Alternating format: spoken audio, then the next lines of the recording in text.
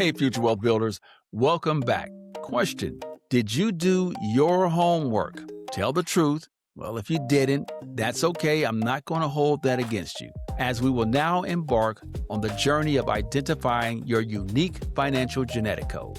Now, as you recall, in Chapter 1, we stepped into the past phase of the 7-stage generational wealth model and uncovered the roots of your financial genetic code. Now, during this deep dive, we acknowledged the silence, we recognized the stress, and most importantly, we confronted the rules absorbed without our permission. We also identified the formation stage, where inherited financial narratives first took shape. Now, let's move a little deeper. If Chapter 1 revealed the roots, Chapter 2 examines the hard wiring. Because understanding where your unique money story begins is only the first step. Now we move from formation to function. Welcome to Chapter 2, Decoding Your Financial Genetic Code. Now, before we go deeper, pause and turn to pages 84 and 85. If you don't currently have the book, I recommend purchasing a copy so you can participate in the reflective exercises following each chapter. There, you will find a table of 20 inherited financial narratives, a starting point for your decoding process. The list that I mentioned is only a starting point, not a limit. By the conclusion of this chapter, I am hopeful that you recognize which narratives are yours and begin expanding that list for your own awareness and growth. As we unpack behavior, you'll begin to recognize which narratives have been operating in your past. So keep those pages open as a reference point. So here's what the research makes clear. Cognitive science and behavioral economics both demonstrate a profound truth. Much of our decision-making does not begin with logic. It begins with automatic processing. Emotion first and justification second. And did you know, before conscious thoughts even begins, your brain has already forecasted a response and made a choice? Behavioral economics like Daniel Kahneman show us that System 1, our fast automatic brain, drives most decisions before System 2 ever analyzes them. So let's take a look at System 1.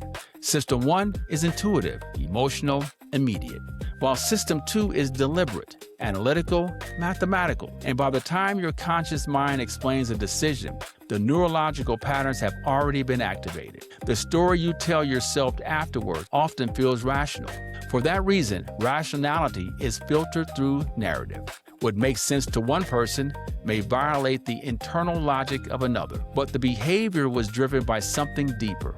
That means financial behavior is often emotional before it is mathematical. And that is the power of encoded financial behaviors. This is why increasing income does not automatically increase wealth. If the narrative remains untouched, the behavior remains intact and the outcome repeats. New paycheck, old patterns, new opportunities, old beliefs, new strategy, same code. If you think back to Chapter 1, you'll remember that between ages 3 and 7, emotion was our first financial teacher. We were not analyzing money, we were absorbing it. So as we continue, remember this: between ages 8 and 12, emotion began solidifying into belief. Between ages 13 and 18, those beliefs became expectation. And between 18 and 25, we began acting on those expectations. And ultimately, by adulthood, those actions felt like a choice, even though they were repetitive. But here's the turning point. Codes can be examined, patterns can be interrupted, and narratives can be rewritten. The moment you name a pattern, you weaken its automatic power. Let me ask you this question. What is the financial pattern you've repeated more than once? Was it overspending?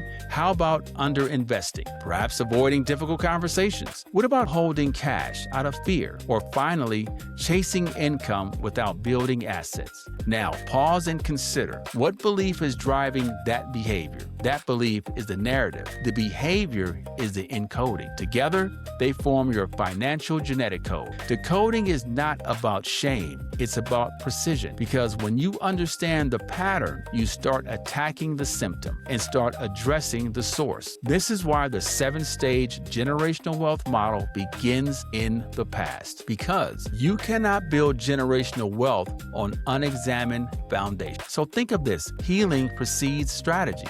Awareness precedes accumulation, and identity precedes income. Once your code is visible, you gain the lever. You move from reaction to design, from emotional impulse to intentional structure. Do you remember the phrase authorship? As you recall, in Chapter 1, we defined authorship as the transition from unconscious repetition to intentional design. So remember, your past does not define you. Inherited financial narratives, and you have developed encoded financial behaviors. But you also possess the ability to rewrite the code. In Chapter 2, you have examined the cognitive and emotional architecture underlining your financial behavior. You now understand how your inherited financial narrative became your encoded financial behaviors. Identification is only the diagnostic phase. Intervention must follow. Therefore, Chapter 3 introduces the process of financial healing. In this chapter, we will examine practical strategies for interrupting automatic patterns, reframing limited narratives, and building intentional behavioral structures. Decoding reveals the mechanism, and healing rewrites it. If you haven't already, make sure you order your copy of Generational Wealth Begins with Generational Knowledge on Amazon and Barnes & Noble before we head into Chapter 3. And also follow me across all social media. Those links